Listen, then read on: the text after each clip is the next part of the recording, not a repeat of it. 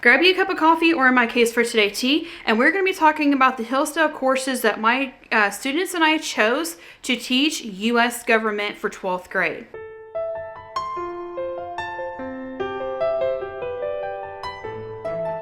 Hey everyone, thank you so much for joining us today. We are talking only about U.S. government. So if you are unfamiliar outside of the U.S. viewers, U.S. government is a required course in the United States to graduate high school. There are several other classes included: personal finance, health, physical education, economics, which they're currently in economics right now, but U.S. government is one of them. So you take one semester U.S. government and one semester of economics. Now in homeschool or public school, they'll do like a whole semester of one class, and then the next semester they may be doing another class. In homeschool, everything is for a whole year except U.S. government and economics and health and personal finance. Those are the only ones that are allowed to be half credit courses. So with that in mind, I knew that I only had one semester to teach my kids what I could about U.S. government. And from a Christian perspective, I had certain criteria that had to be met to count as a U.S. government class. Well, thankfully, whenever my current 12th graders were in 11th grade last year, we started looking at Hillsdale courses for their U.S. history, because the program that we wanted to do, we didn't know until this year, is available on PureFlix. Otherwise, it was going to be close to $200 to purchase it. And since I had already purchased the personal finance for all four of my kids for 1 year, I didn't really have the budget to dump $200 into a U.S. History class for my kids last year. So I started looking around at options, and Hillsdale College popped up as one of them. So last year for 11th grade, and I think we've talked about it in the video. If not, we'll be talking about it again soon, because I have two rising 11th graders for the 2025-2026 school year. And it'll be my first time teaching two kids since my middle student was a kindergartner and my other one was a second grader. So it'll be completely different next year. But with that in mind, we started looking at Hillsdale, and we went through the Land of Hope series for their 11th grade U.S. history. And again, that's also a required course in the United States, is U.S. history. So then we went to move on to government. I'm like, well, they already know how to use Hillsdale. The system works. They watch a video and they take a quiz, and they do one video every 1 to 2 weeks, depending on how long you need to fill your time gap that you're doing. So I was like, why don't I go back to them, because that's a source that I can trust to teach my kids history. So in general, my goal is, if I've never watched it all the way through, I prefer to sit down with them so that we can pause things, debate things, talk about things. We may agree or disagree with somebody, because you're always going to have something you're going to disagree with somebody else about. So I was able to sit down and do those. Now, as the year progressed, we became really busy. We had a lot going on, so there weren't always times that I could sit down with them to watch it. So when they did, we'll talk about here in a minute, when they did presidents, they did it solo completely, because I needed to focus on world history with the other two. So, and that one was a secular curriculum, and I definitely wanted to sit down with them so that we could do that one. But today we're going to talk about the order of classes and what we chose. Now, while Hillsdale College is a free program in the U.S., with as long as you have Wi-Fi access and you give them your email address, it is a free course to take online, and they will send you tons of email, just forewarning. But what most people do is they'll set one email up for all their school stuff, and then it all goes there, and then they have a separate email for their main email account, and a lot of people do that. But you give them your email, and then you get emailed, everything, and you set up, and it will save your course progress as you go.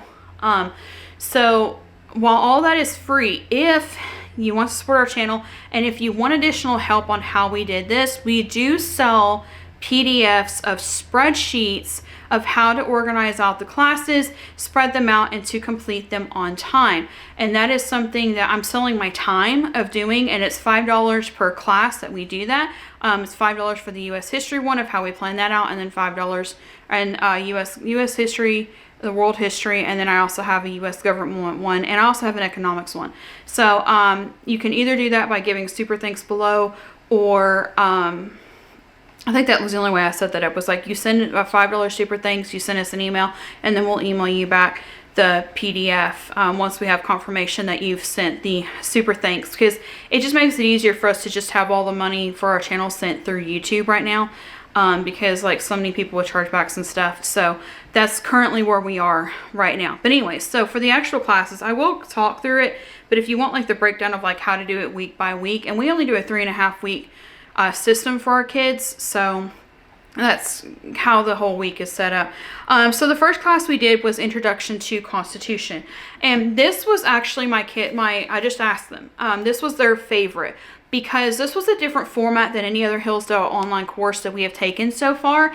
They actually did a round table with this. Not like it was actually a rectangle, but you know what I mean? Like it was a round table discussion. They brought other students in who were taking the course and who had bought the course books. We don't buy the course books just to save money, but you can do that. We only watch the videos and take the quizzes that come with them online. But he had actual students from diverse backgrounds come in and they talked openly, and it also kind of became applicable to my seniors, because they were like, oh, hey, these are other kids who have real questions. And if one of them gave an answer that was not like the answer, he never made them feel bad for it. He was just like, okay, well, let's talk about your opinion there. What made you come to that decision and things like that. So I love that discussion of it, but also it gave back to the very foundation of the structure of the Constitution. And I thought that it was a great way to introduce U.S. government, because U.S. government is broken down into 3 main parts: executive, legislative, and judicial. And if you don't have a good foundation before you start breaking down those 3 individual branches, then you don't really have a good foundation to begin on. Now, I will also throw in right here that I did something that, again, I've talked about before. I do take bits and pieces of my public school experience that I liked and that I thought was applicable for real life, and I do use some of those sometimes. So my U.S. government teacher in high school had done a challenge.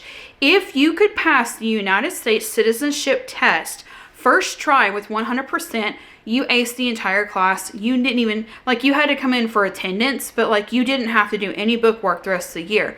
The only 2 students to ever do it, fun fact, was 2 foreign exchange students. No U.S. student had ever passed the class. And that's okay, because you're there to learn the information so that you can, be a better citizen later down in life and have all this information, because it also teaches you to be a better voter as you grow up and become an adult. So I did allow my kids to do that. One of them was actually pretty close. The other one, I don't even know if she did I don't remember if we did the test with her or not, because one of my kids, I do not require testing for them. I just require them to show proof of work because they're dyslexic. And then my other one's advanced placement, so I do require her to do a little extra so that we're allowed to put that advanced placement on there. Honestly, she would do it on her own anyway, so I was like, if you're going to do it on your own anyways, we might as well give you honors credit for the work that you're doing anyways. But they both equally do a wonderful job with their schoolwork and both places, and there's no plus or minus to either one of them. They're both very smart. They are both wonderful at what they do. It's just we base it off of their own individual learning styles for them. That said, we did do the test, and then since neither one of them made 100% on it, we did go ahead and go with the course. But yeah, Introduction to Constitution, I think, was the best way to start, because it gave a good foundation for starting the rest of the course. The next one that we did on their list, and again, like I said, if you buy the PDF, I break it down very much into week by week, quizzes, all of that. I don't even remember if Introduction to Constitution there actually was a quiz each time, or if it's just the other ones that had a quiz each time. The next class on here that we chose was actually Constitution 101, because honestly, to me, that just made sense. You start with Introduction to Constitution, then you move on to Constitution 101. That one went back to the style that the rest of the Hillsdale classes are. You're basically looking at a professor in a background. There's some different camera angles, but you're watching a professor teach a lecture, and then it's a video, a question, a video, a question, a video, a question, and then after you finish the whole thing, there's a final quiz. That one, it gave more history to it, and I think this one was actually taught across a different, the course was taught by different professors through the Hillsdale College. They weren't as interested in that one, but the factual information was there. And also, like I said, for me, when it comes to using an outside source, like Hillsdale, whether it be Hillsdale College or Crash Course, Hillsdale College Christian, Crash Course is secular, I look at it as also, I count their debates back and forth as half of the class credit, because I think if they're debating back and forth what their personal belief is versus what the professor taught versus what the historical books have taught us so far about that specific topic, then that debate back and forth counts as like the interaction in the class, and then the test counts as their comprehension of what they have learned. And again, I have 2 and 2, so I have 2 10th and 2 12th. I do let them work together, and honestly, I also allow them to do open book quizzes except for the final one, because like the lectures are college level. They're meant to be extremely full of compact information, which is also why it counts as an honors class. But like, I took a couple of higher up classes in high school, and several of the times we got to do open book, because if you take the time in the class to write that information down, and then you write it down, you study it, but like sometimes even just going back, I've learned with them, when I let them do open book, they will remember the information better than if they just try to cram and then do the test, because then as soon as they're on the test, the information, their brain goes, okay, I don't need this anymore, and it's like it pushes that aside. So the next one on here was, so again, the Constitution, also the goal of that is the class is to teach the legislative branch. The Constitution 101 class, to me, counted as covering the legislative branch. So we talked about things of like the balances of executive power and voting, and the House and the Senate. So those kind of went under that. So the next one, we went to the presidency and the Constitution. And again, we talked about sometimes there's, and it depends on the person and their political view, but sometimes there's good presidents, sometimes there's bad presidents.